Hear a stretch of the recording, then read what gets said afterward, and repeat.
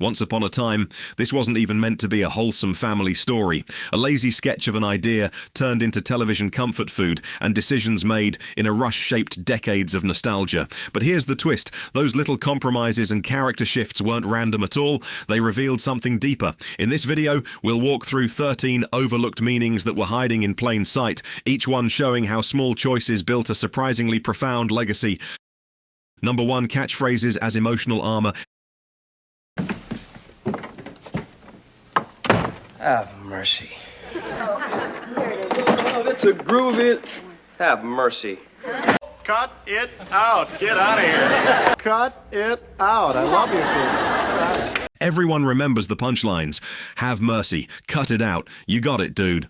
They sounded like silly riffs, but they did something heavier than get a quick laugh. Actors leaned on these phrases as a kind of lifeline, a shorthand that always landed when the long production hours and pressure to stay on brand wore them down. Think of it like a ritual. The same few words, said again and again, worked like a comfort blanket. Psychologists note that repetition in humor isn't lazy, it creates safety. For the audience, it's the return of something familiar. For a performer, it's a small script inside the bigger script, armor against vulnerability they couldn't voice. So those lines weren't throwaway gags, they were shields, emotional anchors built into the dialogue, steadying everyone in moments when chaos loomed. Quick pause before we dive into the next hidden meaning. If you're enjoying this breakdown, make sure to hit that subscribe button right now. We've got even deeper Full House theories. Trust me, you don't want to miss what's next. Number 2, the power of sibling rivalry and support. Have to get out of my room. So DJ and her friends, they have to get out of my room. You get out. I'm older. I'm younger. I'm taller. I'm shorter. I'm smarter. I'm not falling for that. Change my mind. You can't do that. Yes, I can. No, you can't. That's enough! Tanner sisters never kept quiet for long. Their back-and-forth bickering looked like comedy filler, but it carried more weight. Each spat reflected the turbulence of finding your place in a family already reshaped by loss. And every disagreement had roots in shifting roles. Older siblings pulled toward responsibility, younger ones fighting for space. What makes it stand out is how quickly those squabbles flipped into loyalty. One moment it's eye rolls and slammed doors, the next it's comfort after heartbreak. That push and pull mirrored the chaos of real adolescence, where identity often grows out of clashing against the people closest to you. Even behind the camera, actors admitted those growing pains felt familiar, and that's the point. Rivalry became proof of resilience. Viewers recognized that cycle because it mirrored their own messy but loyal family bonds. Number 3, the home as a rebuilt heart. That San Francisco townhouse wasn't just scenery on a sitcom stage, it carried the weight of everything the characters were missing. After all, the story begins with a father holding together a shaken family, and the house, full but never cramped, became his rebuilt heart. Look closely, and the set design itself pushes this meaning. Shots always return to the living room, where issues get picked apart on that familiar couch. The kitchen table wasn't just a prop for breakfast, it was where bonds were mended. Even the attic conversion speaks volumes. Unused spaces transformed into room for growth, a symbolic rebuilding after loss. The house worked as architecture for healing. Every wall, every staircase, every dinner scene reinforced that family could expand, flex, and hold together. It wasn't background decoration. The home itself was a living character, steadying everyone inside it. Number 4, dream sequences as subconscious confessions. You could wind up as a star on Broadway. She's dancing. She's dancing. She's dancing. Just looking at her, you can tell she's a winner. She's Stephanie Tanner. She's one ball of glamour. That's me.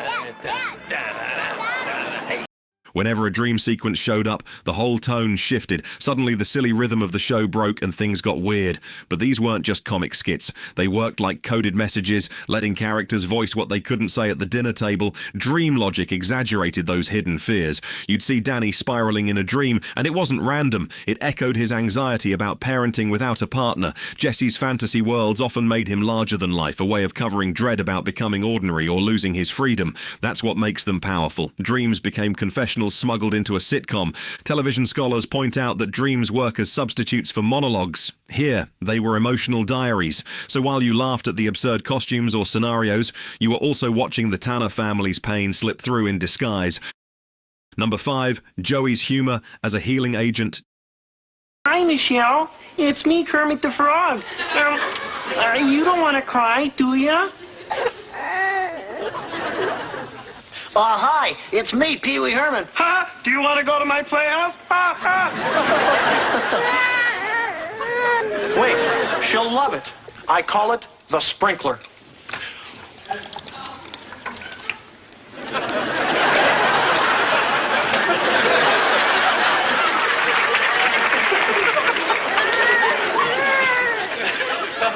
Tough room. Joey's endless gags looked like throwaway shtick, but they hid a function much heavier than a quick laugh. He wasn't just cracking jokes for attention, he was performing emotional triage. Whenever the weight of grief hung in the air, his one-liners landed like small pressure valves, letting everyone exhale without naming the pain outright. This is where humor takes on the role of medicine. Studies on coping show that joking reframes sadness into something manageable, even if only for a moment. In Joey's world, puppets, silly voices, and rubber chickens weren't random. They were shields crafted for the family.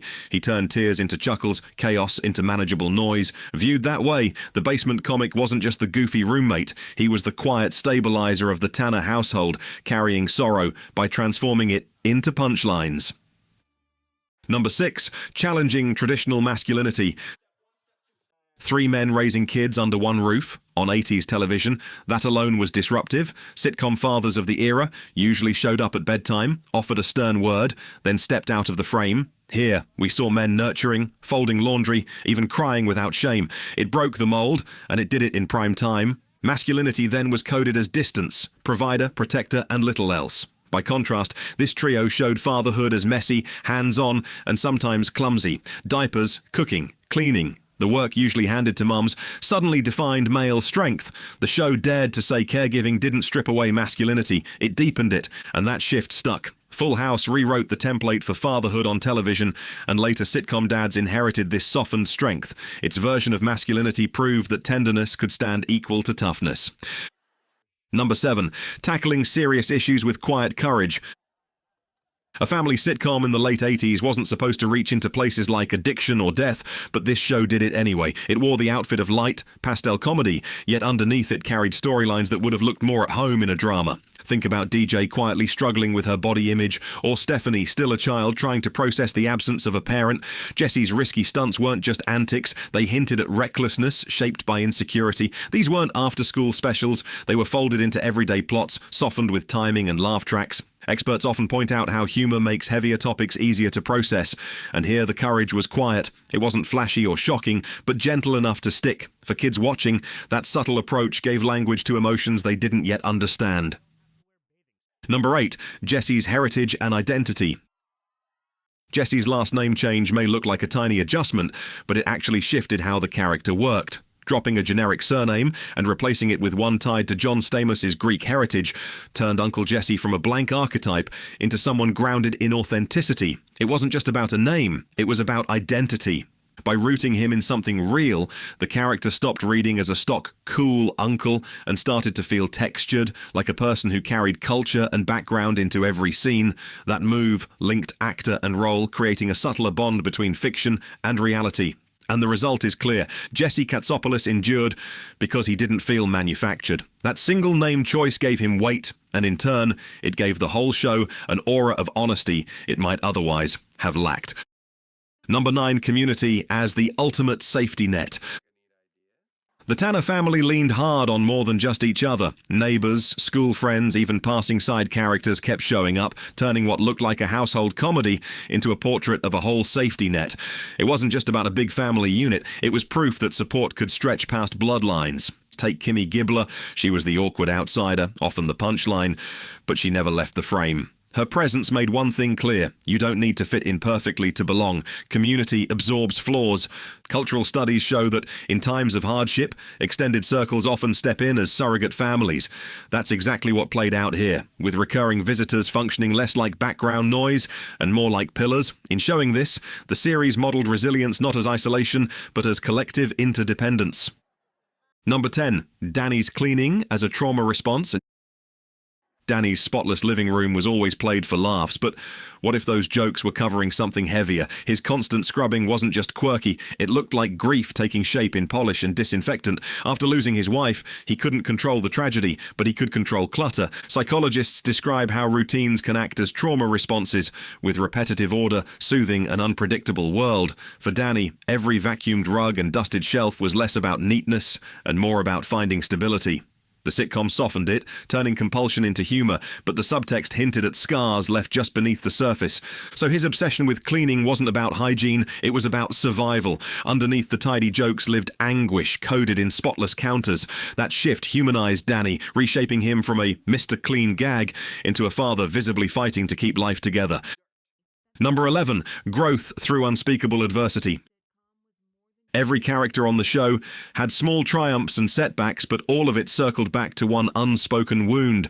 The absence of Danny's wife sat like a shadow across the house, even when nobody mentioned her name. That missing presence shaped the rhythm of daily life, and you can see it traced in the arcs of each child. DJ's growing independence carried the weight of stepping into adult roles too soon. Stephanie built resilience through constant adjustment, learning to bend without breaking, and Michelle's growth showed innocence pushing forward despite a hole in the foundation.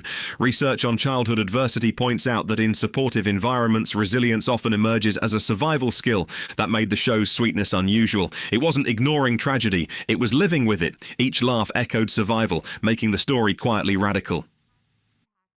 Number 12. The radical idea of a chosen family. A comic, a rocker, and a sportscaster raising kids, it sounded more like a setup for a joke than a template for family. Yet that unlikely mix became the show's most radical idea. It challenged the assumption that only blood relatives could build a stable home. What held the household together wasn't lineage, it was choice. Each adult stepped in, not because they had to, but because they wanted to. Social science from the late 80s and 90s highlighted the rise of chosen families, networks formed out of care and commitment rather than biology. The Tanner household mirrored that cultural shift, wrapping it in sitcom style. Without ever saying it outright, the series insisted love outweighs genetics. And that's why the story resonated with viewers facing their own unconventional households. It offered validation that chosen family is still real family. Number 13, the entire show as a study of grief. Strip away the one-liners and pastel sweaters, and what you're left with is a series built on loss. From the very first episode, every laugh came with the shadow of a missing mother. And that absence shaped the rhythm of the show more than most people realize. Grief wasn't just background, it dictated the structure, coping rituals like family talks on the couch, new bonds formed between unconventional guardians, even bursts of silliness, all worked as strategies to balance pain with joy. Other sitcoms avoided anchoring themselves in tragedy, starting instead from comedy that ran without stakes. Here, the grief was unavoidable. The jokes may have softened it, but they never erased it. What looked like escapism was actually survival storytelling. And maybe that's why it endured so long. It became a quiet way to process collective sorrow. Full House wasn't just wholesome laughs. It was a blueprint of how grief, healing, and chosen family could coexist on network television. Every catchphrase, every kitchen table talk, every moment of quiet sorrow carried coded lessons about survival and care. That's why the show still lingers. It presented chaos and comfort wrapped inside the same story. So here's the challenge. When you revisit your favorite comfort shows, what hidden scars are tucked under the surface? Nostalgia often hides the pain it's built on. Drop a comment and tell me which hidden meaning from Full House hit you hardest.